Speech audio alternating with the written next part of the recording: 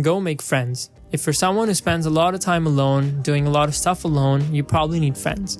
Go outside, connect with new people, get to know new people, try to find people with the same interests, try to find people with the opposite interests. Just go and make some connections. Having friends are super essential in developing your character in life. Developing your character in life, and not only that, but they're also super crucial for developing key skills. One of them is communication. You'll get to communicate with people of different type of understanding levels. You need to adapt your communication to appeal to them. The second is emotional support.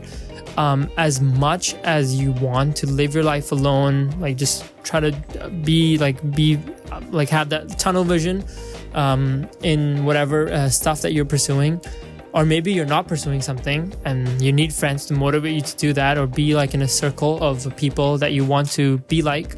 So say like you want to get jacked, you try to make some connections with people who are jacked. Go to the gym, meet some like new people, talk to them. And a gym is a good place. Like you probably won't meet people that are not committed to self-improvement, that are like not in the gym. Like everyone you'll meet in the gym, most likely like 95%, we'll throw the extra 5 margin.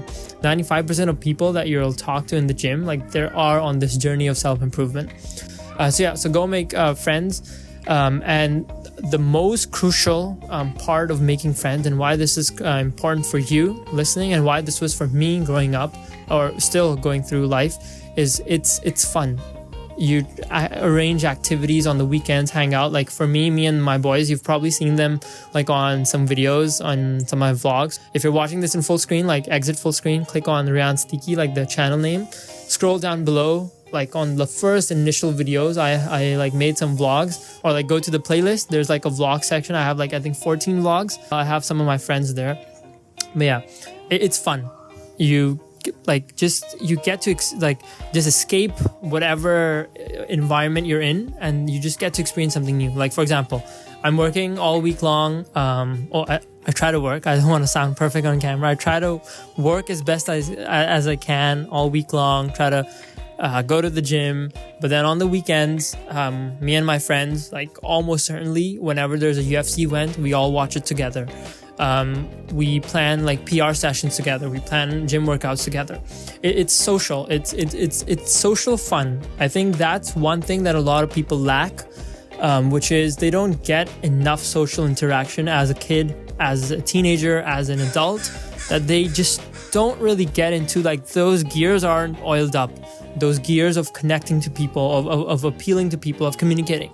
Like any successful people or any like top businessman that you'll see, like they, as much as wealth that they've amassed, like they'll always have this inner circle. Like any person in general, like I don't know why I said the top businessman, but any person in general who is on a path of improvement, who is on a path of achieving the next level, like they're not satisfied with where they are, they always have this inner circle to rely on.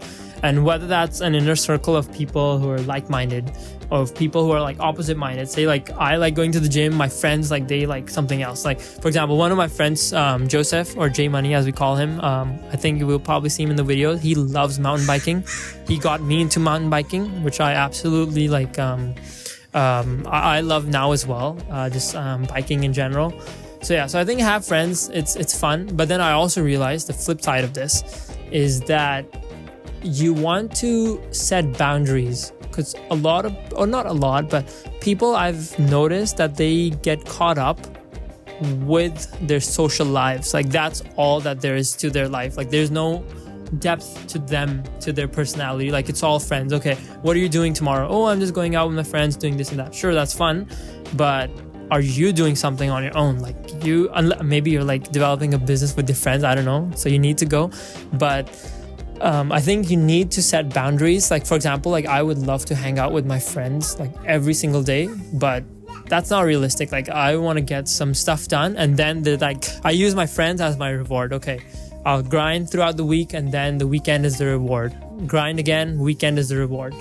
Try to get into the cycle. And I know like types of friends or types of people that you want to avoid, that are just like anchors in your journey, that are like holding you back. Those are the people you want to avoid, people with a type of a negative mindset. And again, I say this as like a double-edged sword thing. Like, I don't know what the analogy is, but because you can always, like, your aim should, as a friend, as someone who is emotionally or personally connected to someone, be to improve them. If someone has a negative mindset, you don't walk away from them. Try to turn that into a positive mindset.